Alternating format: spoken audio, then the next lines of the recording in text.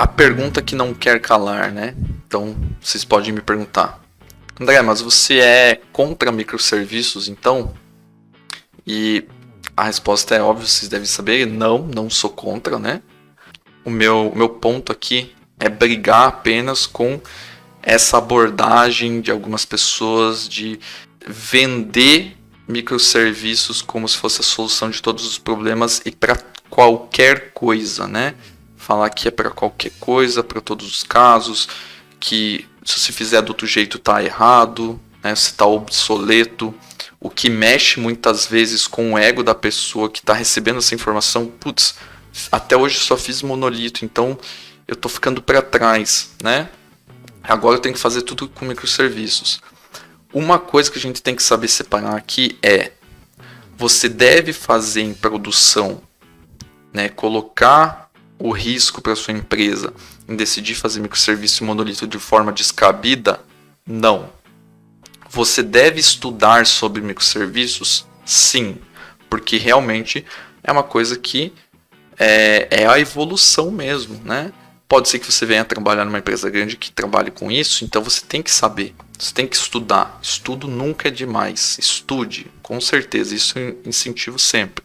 A questão é, você como tomador de decisão, né? Um arquiteto, o tech lead, depende qual que é a estrutura da sua empresa, né? Que tem como objetivo, como papel decidir por uma arquitetura ou outra, você tem que ponderar, tem que ver se é interessante ou não.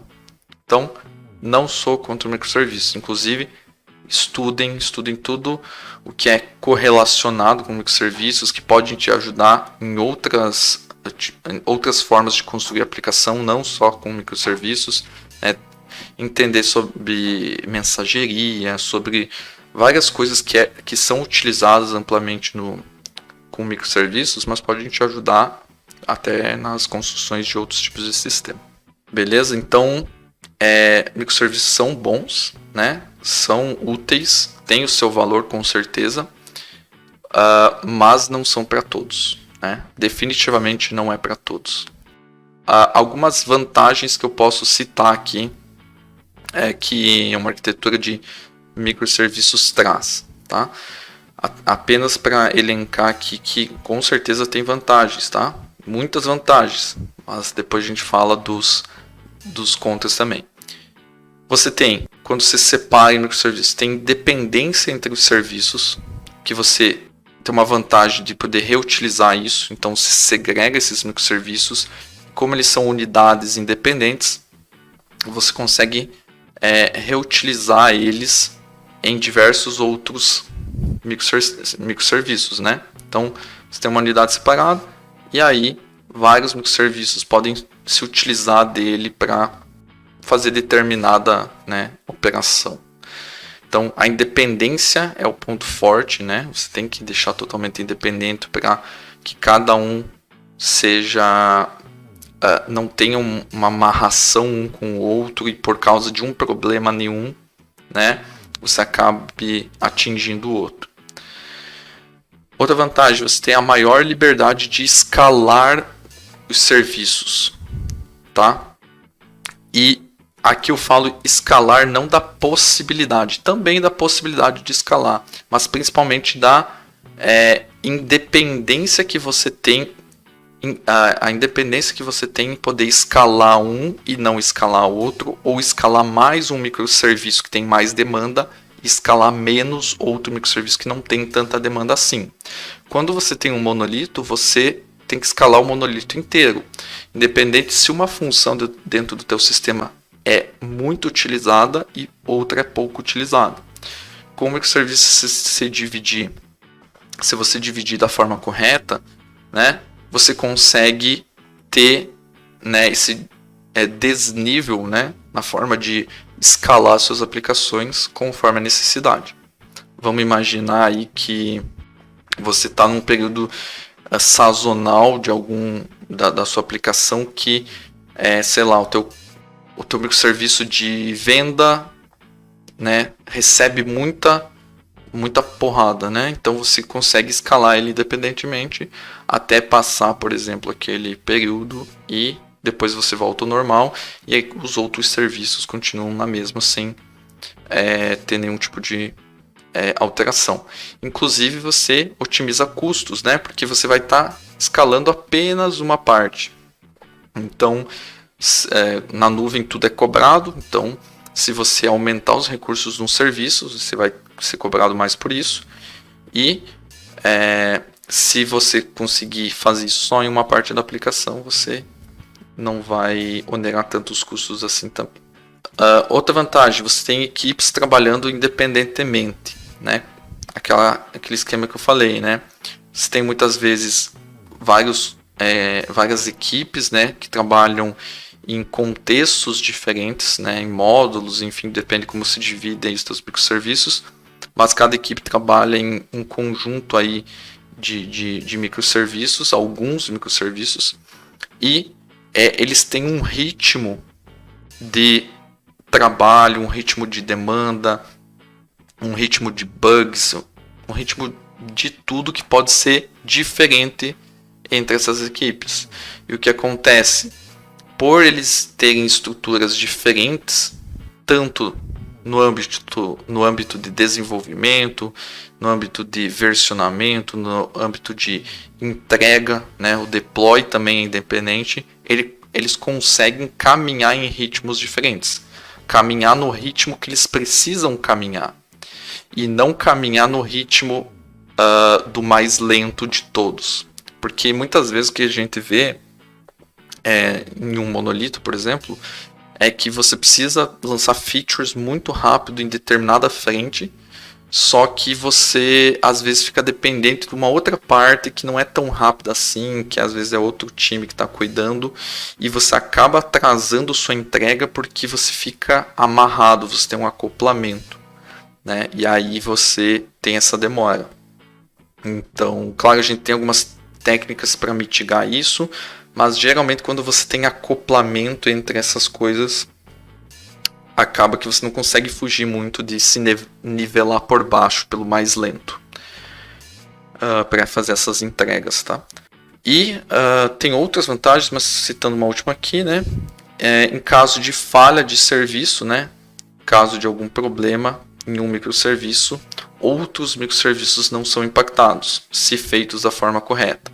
Então imagine que você tem um e-commerce, tudo está funcionando e em algum momento um algoritmo de recomendação de produtos para de funcionar, tem algum bug, dá algum tilt, enfim, né? Acontece algum problema e aquele microserviço de recomendação de produtos, que basicamente é quando você está comprando, ele fala, pessoas também compraram esse aqui, ou dá uma olhada nesses outros produtos aqui. Se esse microserviço parar, o que vai acontecer? Vai derrubar todo o meu e-commerce? Não. O que vai acontecer é que eu não vou ter recomendações apenas no meu e-commerce, mas a parte de compra, né, vai continuar funcionando, o carrinho, vai funcionar o back-office, tudo funciona, só a parte de recomendação aí que fica fora. Então você tem essa vantagem também. Alguma coisa foi derrubada, não é toda a aplicação que é onerada. Mas agora então, nós temos alguns pontos, né? O que eu acredito, né? Que salvo em alguns casos claros que a gente consegue realmente ver que microserviços de cara assim são muito necessários e essa clareza vem de um bom conhecimento do negócio, por já ter um sistema legado, por, enfim, o tamanho da empresa e os requisitos, né, as demandas que ela precisa suportar já me direcionam para uma arquitetura de microserviços, né?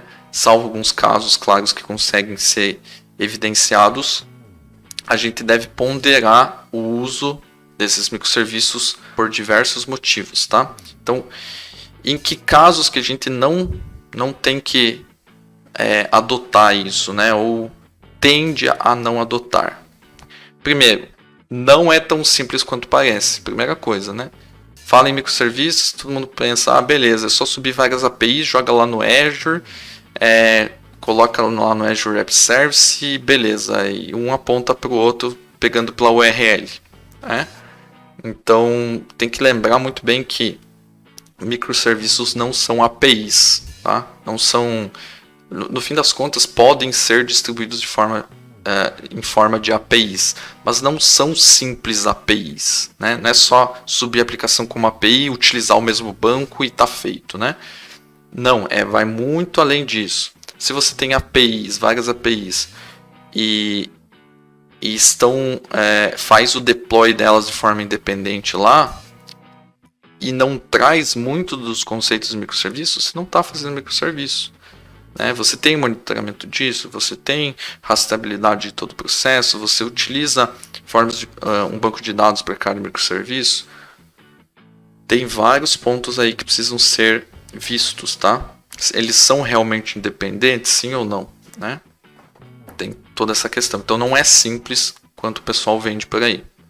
O detalhe é que quando você opta, né, por microserviços, você tem desafios muito maiores, né? Você tem que utilizar conceitos mais complexos para trabalhar.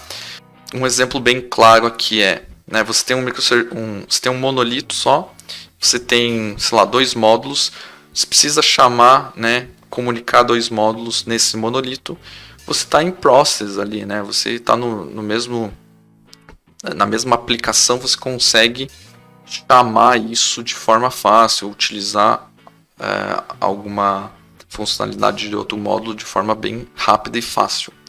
Com o microserviço, se você tem serviços fisicamente separados, você já tem um super desafio aí, que é comunicação entre esses serviços. Então, como que você vai fazer a comunicação? Vai ser chamado HTTP, né? Vai ser por REST, vai utilizar gRPC, né? Vai ser síncrono ou vai ser assíncrono? Vai utilizar mensageria no meio desses caras? Vai ter que utilizar um message broker no meio desses caras para conversar através de mensagens e não de forma síncrona? Então, perceba aí que você já tem vários pontos que precisam ser notados, né?